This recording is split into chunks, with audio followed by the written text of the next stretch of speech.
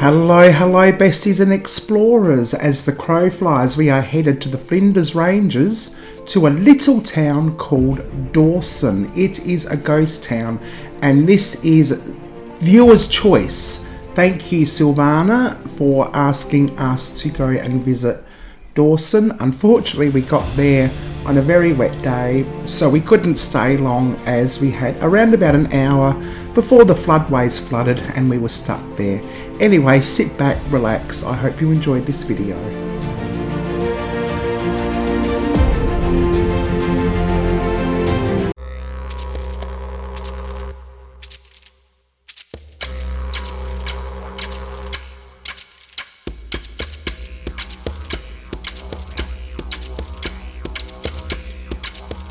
I would like to acknowledge the Outback people, the traditional owners of the Flinders Ranges.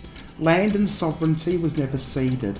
I pay my respects to elders past, present and future.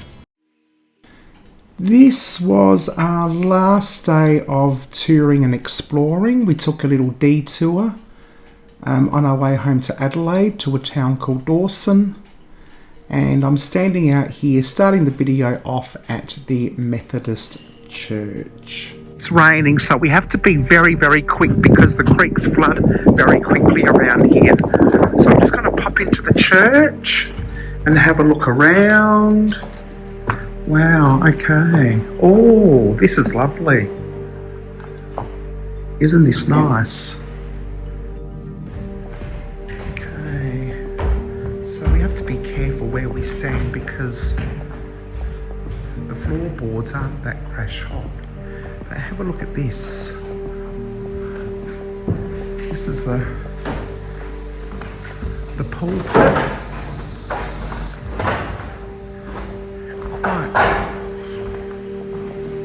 Quite pretty, a bit plain, but still very nice.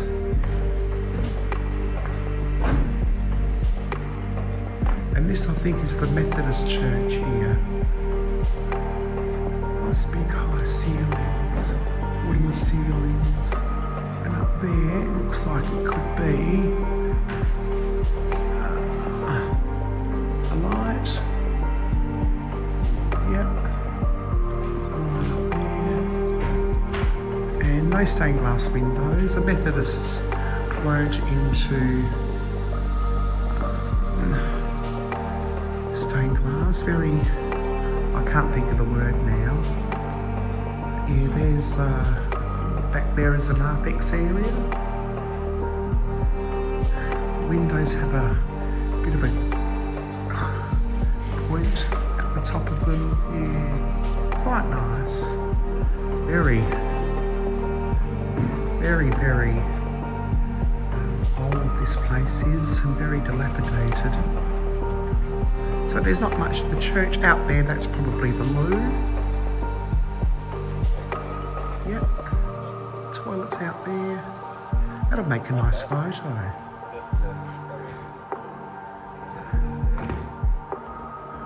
Okay, don't want to go through that hole either. Okay, lots of cracks. Referred to as Coghlan in its early years, the government town of Dawson was surveyed in February 1881. It was founded as part of an attempt to establish wheat farming north of Goyder's Line in an area of drought, and with the Crystal Brook Broken Hill railway line bypassing Dawson, this township proved to be unsuccessful in the long term. Coghlan Post Office opened in 1881 as renamed Dawson Post Office in April 1882. It closed in August 1971. A primitive Methodist and an Anglican and a Catholic church were formed in 1886. Hopefully we don't get stuck here because of the rains. We're expecting about 50 mil of rain today, and we're lucky if we've got a half an hour before the creek beds fill up or the floodways fill up. Doesn't take long. One of the locals told us about it. So just going to quickly go into the old pub take a few shots, do a bit of filming, and then we've got one other church, I believe, we can get to. The Dawson Hotel was built in 1883 and the public school opened in 1885. The local government was formed in 1888. At its peak, Dawson had multiple stores, churches, an institute, an agricultural bureau, and a blacksmith. The town also had a football team. Arches are still standing.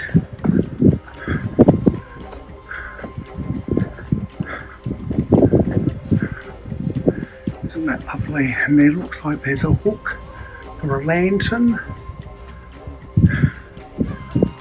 Have a look at what's left of the ornateness. Is that a word? Ornateness of the archway. Absolutely stunning. Now I do have to be quick. That's another hallway or another entrance. And I've got this over here. So let's first of all go into this room. Wow. The fireplace there. Quite a big area. There's a doorway here. There's a small fireplace here. This might have been a sitting room or a ladies' lounge, if the ladies were allowed in back then. If they had a ladies' lounge. Here we go, back this way. And it's just in the middle of nowhere. It'll take some beat. That's the church we were just in. That's an actual farm area there.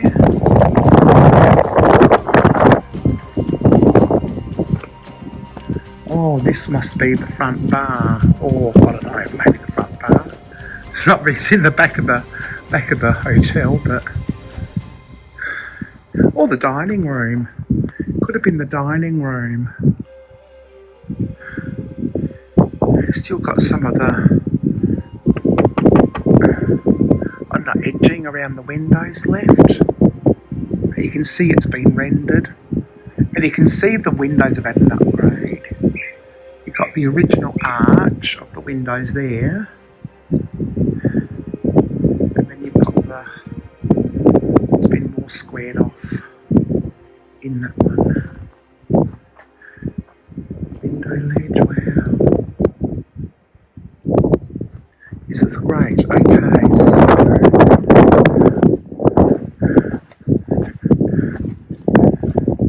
this might have been the front bar here. This is beautiful. Let's have a look. There's a fireplace. Fireplaces in every room.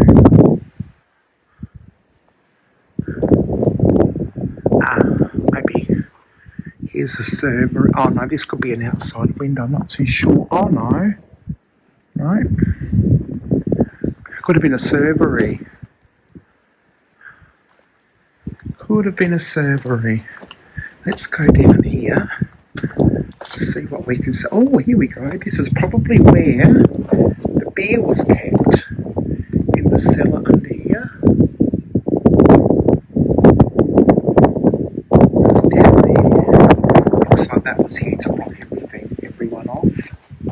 Like a cage. To stop animals maybe, or people from falling in. I don't think I'd like to walk down there. Let's take it from this point of view. There we go, yeah, that's probably, yeah, that's definitely the cellar under there where all the beer and stuff was kept. Okay, it's starting to rain in earnest now. I'm going to go back to the car. I might try and take a few photos and go to the next place. In 1865, after some years of drought, Goyder was sent north to determine the line between where rainfall extended and drought conditions prevailed. Goyder travelled 5,000 kilometres to mark the divide between reliable and unreliable rain, thus becomes Goyder's line of rainfall.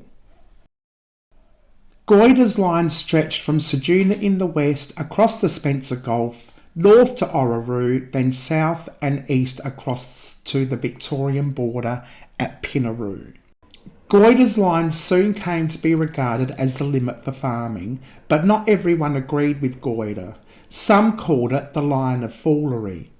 Farmers mistakenly believed that rain would follow the plough if they went north and planted trees. The 1870s, when land became scarce, combined with good seasons and crops in the north, the government, looking for income from land sales, decided to disregard Goyder's line and allowed farmers to buy land north of it. The government subdivided the land and surveyed towns such as Hammond, Bruce, Craddock, Gordon, Johnsburg, Wilson, Carrington, Chapmanton, Farina and Amyton above the line. But the drought in the 1880s proved Goyder right.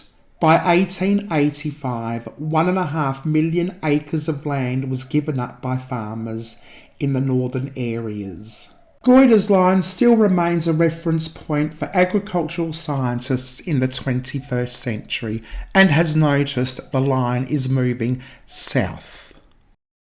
In 1949, all unsold allotments were purchased by the government and this process was completed by 1960. Dawson was diminished and officially abolished as a town.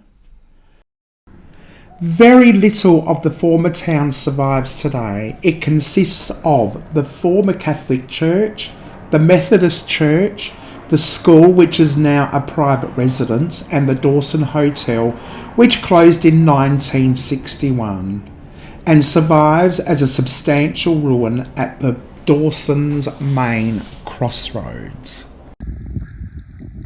I'll take my glasses off, I can see better. Oh, there we go. Isn't that lovely? You've got your little spikes there, probably to keep the birds away. And looks like you've got a ventilation system there too for the hot weather. Okay, well, this might be it for Dawson. I hope you enjoyed this one, Silvana. Thank you very much for recommending